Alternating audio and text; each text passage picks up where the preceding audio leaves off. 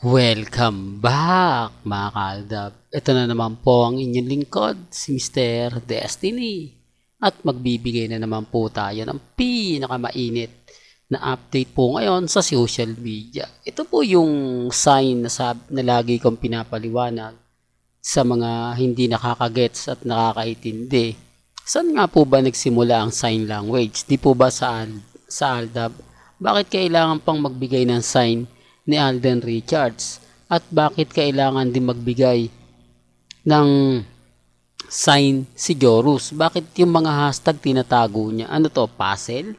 Hindi po ba? Kailan pa nag-upload ng ganyan si Jorus? At kailan nga po ba nag-upload si Alden ng mga sign language? O sign lang, wala na yung language, di po ba? Kaya sabi ko sa inyo, dito pa lang panalo na po tayo eh. Di po ba? Pero bago tayo tumalakay doon, ito po throwback video na. Remind ko lang po at uulitin ko sa mga hindi po nakakaalam. Ang throwback video po, napakarami naming ebidensya at resibo. Although 2015 po ito.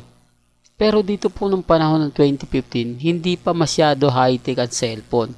Kaya hindi nyo po pwedeng sabihin na etong pinapakita ko, etong pinapalabas ko at pinanonood ko, galing po mismo sa mga, kumbaga, ang ibig kong sabihin mga kaaldab, dun sa mga taong nagpapakalat ng mga maling impormasyon. Kasi dito po, sa video na to kung titignan nyo, slow mo nyo mga kaaldab, kita nyo hinahalikan ni Alden Richards si Maine Mendoza. Di po ba? Tapos sasabihin nyo, magkaibigan lang po ba yan? Na niyayakap niya na? At si Paulo po yung katabi na nagse-cellphone. Kaya ang sabi ko, hindi po pwedeng idemanda, kasuhan, ni na Richard Polkerson, Maine Polkerson ng Aldab. Bakit? Kasi mas marami kaming ebidensya at resibo na ipapakita. Di po ba? Na totoong naganap at totoong nangyari na po pwede namin gamiting ebidensya para po kila Mengay at kay Alden. Kasi hindi naman po edited eh. Walang inedit. Off-cam po siya. Hindi nila po pwedeng sabihin na hindi. Kumbaga ginagawa lang namin yan kasi para sa mga fans, showbiz, di po ba? Kaya lang off-cam eh. Papaano nila ipapaliwanag? Papaano nila kumbaga poprotektahan yung isa't isa kapag ka dinimanda nila ang Aldab Nation o kinasuhan nila. Kaya nga po si Nanay Dab, hindi po kami magawang kumbaga basagin. Hindi niya magawang magsalita at sabihin sinungaling ang Aldab Nation. Ganon din po si Tatay Dab. Hindi po sila nagpapresko na kumbaga on national TV na ang Aldab Nation sasampahan ko ng kaso dahil hindi maganda yung mga sinabi nila. Hindi nila alam na mapanirang puri na may anak na si Alden at si Maine, kasal na sila. Ganon din po si Tatay Dab. Di po ba? At ang pinakamalupit nito si Daddy Bay. Hindi magawa ni Daddy Bay na magpa-interview. Di po ba? Hindi rin po nagawa ni Mengay na sampahan kami ng kaso literal. Di po ba? Yung nananawagan siya sa loob ng GMA Network o sa Eat Bulaga na itigil na kundi sasampahan ng kaso. Kasi pag hindi nga po nasampahan ng kaso, magtutuloy-tuloy. Gaya po na sinasabi ng iba na Armain at Maine Fanatics, Alden Fanatics, nasampahan nyo kasi ng kasong Aldab. Magpakulong kayo ng isa para kumbaga may matakot at kumbaga tuluyang yung tipong titigil kasi pag wala nga puro kasing nasasampulan, lalong lalakas ang loob ng mga yan. Totoo naman po yung mga komento, di po ba? Na kapag walang nakakasuhan, malakas ang loob. Pero kapag may kinasubuhan na, abay syempre mag-iiba na yung sitwasyon. Di po ba? Halimbawa ako, mga kaaldab, meron akong kasamahan na isang Aldab Nation na talagang siya yung nagpo-push, sinampahan siya ng kaso at nakulong siya. O, real talk to, sa tingin nyo po ba itutuloy ko pa po yun? Sa tingin nyo po ba gagawin ko pa po yun. Di po ba? Siyempre kayo na sumagot niyan. Po ba? Yun yung pinupunto natin na hindi po nila nagagawa. Kaya nga sa dami ng ebidensya at resibo na pinapakita nga po ng Aldab Nation, talaga naman pong mapapaisip naman po kayo. Kaya nga po mga Aldab, hindi kami naniniwala dito sa sinasabi nilang cut din. Never po kasing nakita ng ganon. Hindi po ba? Kasi wala naman pong magagawa ang staff o crew kapag may relasyon yung dalawa at nakikita sa set na may mga ganong bagay na hinahalikan ni Alden si Catherine off-cam. Hindi po ba? O baka sabihin nila, hindi, ano yung ganito ganyan. Kasi wala naman pong mawawala. Hindi po ba?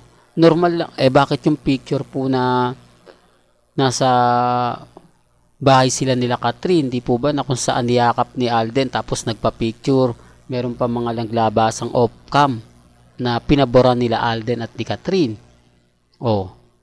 Di po ba? Real talk. Kaya nga sabi ko sa inyo, ibang-iba po ang showbiz.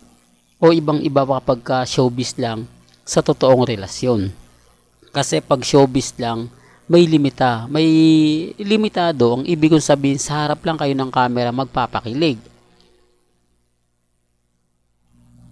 Pero pag nasa labas na, kapag iba na, ay hindi na, di po ba? Off-cam na. Hindi na siya po pwedeng gawin nyo yung mga bagay-bagay na kumbaga hindi po pwedeng gawin. Yung mga bagay-bagay na hanggang ganito lang ang po pwede nyong ipakita dahil nga may magagalit. Kaya nga po pag si Mr. Destiny nagbibigay ng mga ganyan, nagpapaliwanag, marami talagang inis, marami talagang galit. Kaya lang normal lang po para sa akin yan. Normal lang po yung mga bagay-bagay na ganyan. Kasi kahit anong ipilit po natin, basta pag pumasok nga po talaga ang mga bitter, marami po talagang kwento. Marami po talagang kumbaga nagre-react at nagsasabi. Di po ba? Kaya sabi ko nga sa inyo, wag po kayong maniniwala. Kampante lang po tayo. Kaya nga po inis sila kay Mr. Destiny kapag sinasabi kong wala namang nakakakilig, wala namang magandang video sina Catherine at si Alden. Ang sabi, ini-edit ko lang daw po para yung mga close, yung mga holding hands, tinatanggal ko raw. Wala naman po talaga akong makita. Di po ba? At ito po, balikan natin. Ito raw po yung isa sa rason at dahilan kung bakit nga po tuluyan nilang tatanggalin ang Aldab. Kasi once na naandyan si Mengay sa Itbulaga, Aldab nandyan pa rin eh. Kita nyo, 2024 na, pero ang boycott ng Aldab Nation, ramdam na ramdam po raw. Ito'y article na isinulat nga po mga ka-Aldab, na kung saan nga po pinagpepiestahan at siyempre kinasasama ng loob ng Itbulaga. Kumbaga, hindi raw makapag-move on ang Itbulaga, ang Aldab. Hindi daw makapag-move on, gayong wala na nga po. Di po ba? Kaya nga po ko hindi rin natutuwa sa mga kumakalat. Di po ba? Although talaga kailangan magkaroon ng sakripisyo. Kailangan mawala ang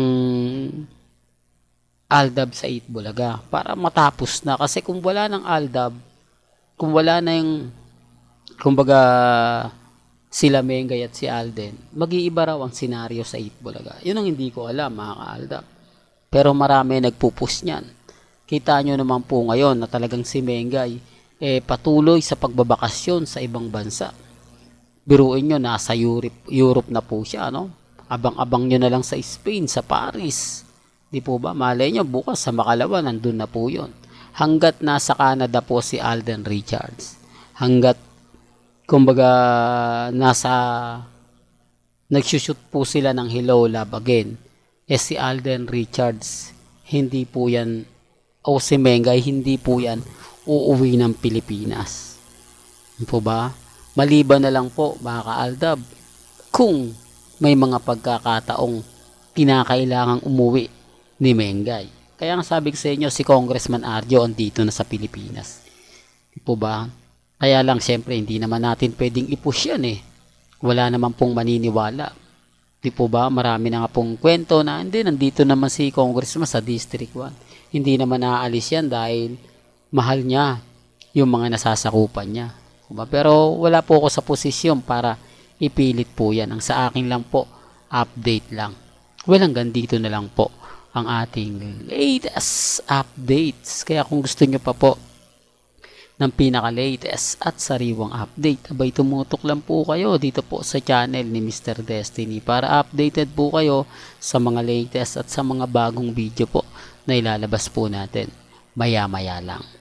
Kaya kung bago ka lang sa channel na to at isa kang true-blooded Aldab Nation na nagmamahal kina Mengay at Isoy, tama po ang channel na pinuntahan mo, kaya consider na po kitang bagong subscriber. At huwag mong kalimutang i-share ang mga video po natin sa mga mami, sa mga titas, at sa mga senyor. Hanggang sa muli, salamat po sa panonood at pakikinig.